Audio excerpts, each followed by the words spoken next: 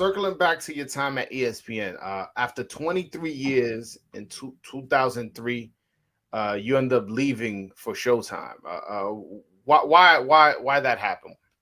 Wow, that's a complicated story. Okay, so in 1998, I think it was, whenever the boxing series at ESPN became different, right? They moved it to Friday, and they made a studio show, right? Friday And Night Fights. so they end up having a studio show and the fight. So originally, I was asked, would you want to do when we go to this format, would you like to do the studio or the fight?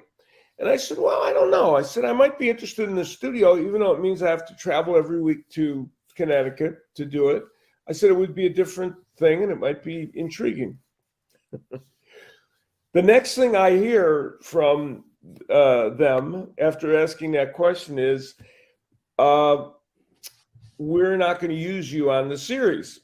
And I was like, oh, that's interesting, since I've been doing the Top Rank, Top Rank series for 18 years.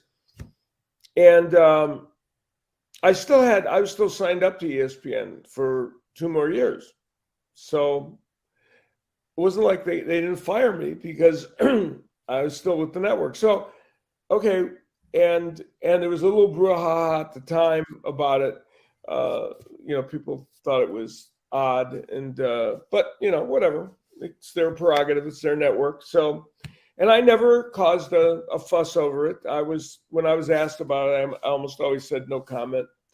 So then I was still with the network, and I was covering events for SportsCenter and working, and Classic Sports Network was very big at that point. So I would do a lot of shows about the older fights. And then I started covering other sports for SportsCenter.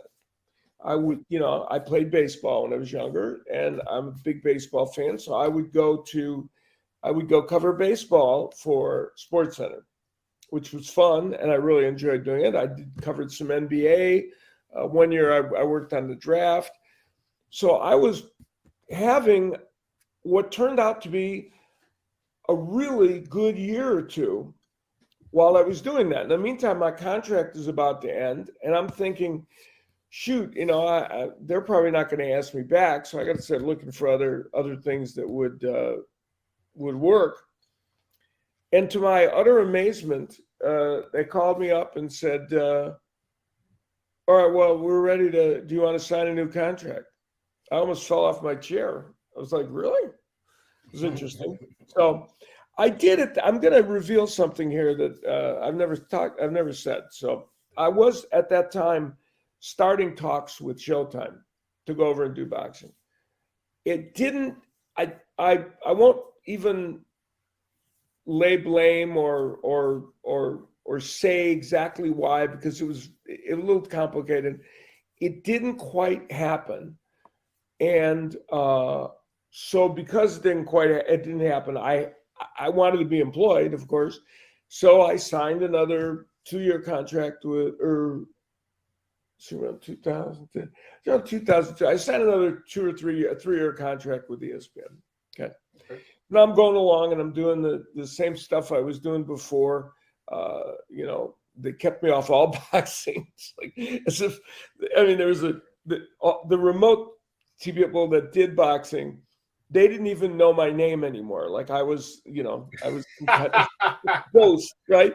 Even they do amateur boxing. They wouldn't put me on that. They didn't put me on anything. And meanwhile, the other parts of ESPN, the Sports Center and Classic Sports Park, they were using me extensively everywhere, right? So it was really odd. But anyway, whatever. I'm doing it. And then in 2004, Showtime, I had about 6 months left on 2003 or 4, I think. I had maybe 4 months left on my deal with ESPN. And this time I was pretty sure we weren't going to continue. And so Showtime and we started talking because at that time, Bobby Ches had run into some troubles with DUIs and things, and they weren't going to replace Bobby, but they wanted me to come on the team. I think Ferdy had stopped doing broadcasts on the at ringside, so it was kind of the perfect timing. And then we got together, and ESPN let me out of my contract, and I went over to Showtime, and it was originally going to be a 3-man booth, but Bobby did not return, so it ended up being me and Steve Albert alone. All right. Probably too long-winded an answer, but nonetheless, that's what happened. Hey, that's fine. That's perfectly fine with me.